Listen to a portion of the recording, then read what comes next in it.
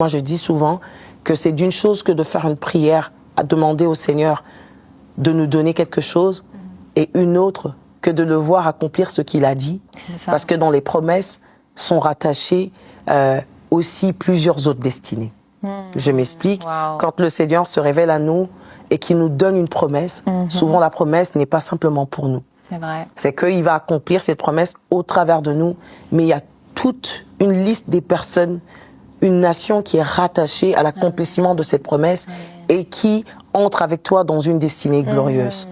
Voilà, les épreuves, c'est tellement nécessaire pour avancer vers sa destinée parce que vous n'y entrez pas seul, vous emmenez avec vous beaucoup de gens.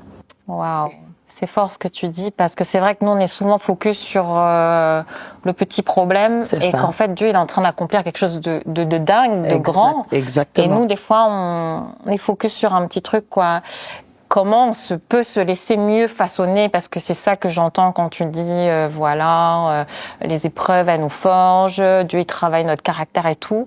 Mais quel conseil tu pourrais donner éventuellement pour encourager comme j'aime bien ce que tu as dit qu'il faut rester, il faut vouloir entendre, il faut vouloir le rechercher notre mission et ce que Dieu il veut nous dire, la recherche. Mais est-ce qu'il y a d'autres conseils que tu pourrais donner à nos auditeurs sur le fait de traverser ça ou quelque chose qui aide, qui aide à traverser?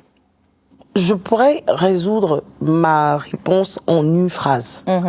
Je dirais à quelqu'un qui a bien évidemment reçu les promesses de Dieu, qu'il a entendu lui dire au travers des hommes tout autour, ou encore quand il lisait la parole, il a senti que le Seigneur lui parlait à lui, que moi j'ai appris avec le temps, et c'est un conseil que je lui donne, à faire confiance à celui qui lui a fait confiance.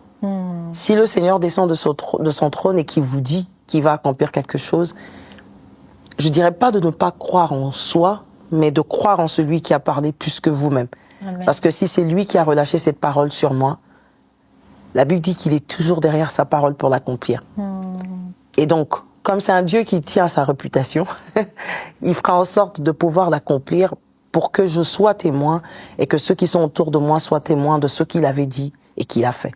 Donc, fais confiance à celui qui t'a fait confiance.